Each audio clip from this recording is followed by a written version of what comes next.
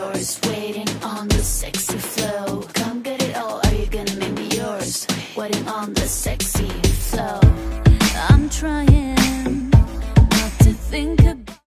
कोई दूसरी बात ना आ रही थी। भाई की शादी में मसरूफ़ हो गई। अगले रोज़ वालिद साहब को किसी ने बताया कि तुम्हारे छोटे दामाद ने दूसरी शादी कर ली है। वो बोले, तुम क्या बक रहे हो, ऐसा कभी नहीं हो सकता। लेकिन जब इस शख्स ने कसम खाई तो वालिद साहब परेशान हो गए। ताहम इन्होंने सोचा मेरे घर में पहली बार खुशियों की बारात आई है और वो भी अकलौते बेटी की शादी है। फयाज के घर जाकर तस्दीक करूँगा तो रंग में भंग पड़ जाएगी। बेहतर है शादी हो जाए, फिर इस खबर की तस्दीक कर लूँगा। मुझसे भी ये बात छुपाई गई। मैं जो खुश फिर रही थी, कहीं मुरझा कर गिर ना पड़ूं। अगले रोज़ रस्म हिना थी। इन्होंने मेरी खुशियों को गलत करना मुनासिब न समझा। रस्म हिना में जिठानी और मेरे जेठ आ गए। बोले फयाज की तबीयत ठीक नहीं, इसलिए वो नहीं आया। वलीमे में फयाज और इनके वालिदैन आए। मुझे कहा मैं हफ्ते बाद आकर तुम्हें ले जाऊंगा। हफ्ते भर इंतज़ार किया, वो न आए तो मैंने अपने वालिद से कहा आप मुझे मेरे घर पहुंचा आइए। अब्बू ने जवाब दिया सब्र करो, वो घर आकर तुमको खुद ले जाएगा। जब बहुत इसरार किया तो भाई ने कहा नादान, हौसले से सुनो, तुम्हारे शोहर ने दूसरी शादी कर ली है। अपने कानों पर यकीन न आया। मैंने घर वालों से छुपकर अपने शोहर को फ़ोन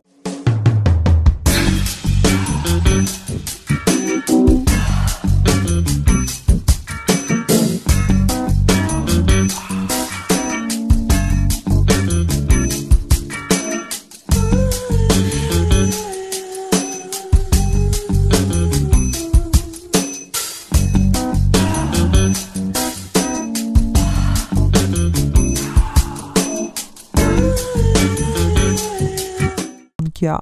उनको बताया भाई ने मुझे ये बात की है, लेकिन मुझे यकीन ना आया।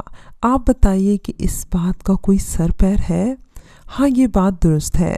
अम्मी अब्बू ने ज़बरदस्ती मेरी शादी करवा ली है, मगर मैं उससे थोड़े दिनों बाद तलाक दे दूंगा।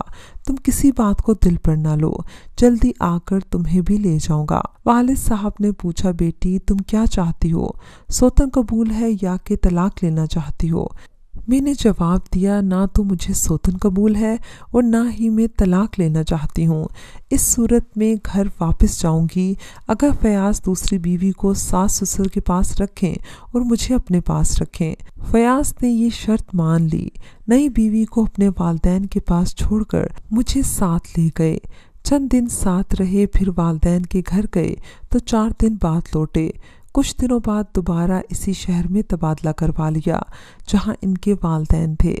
अब वो 4 दिन वहां और 3 दिन मेरे पास होते। जब दूसरी बीवी के पास होते तो उधर घर में मैं अकेली दिन रात गुजारती। अब फयाज अकेले मेरे न रहे थे। ये एहसास नींदें मेरी हराम कर देता था। अब्बू बीमार थे, महके जाना पड़ा। फयाज बोले चंद दिन बाद आकर मैं ले जाऊंगा। वो फिर लेने न आए। मैं इंतज़ार ही करती रही, यहाँ तक कि 1 साल बीत गया। वो एक बेटी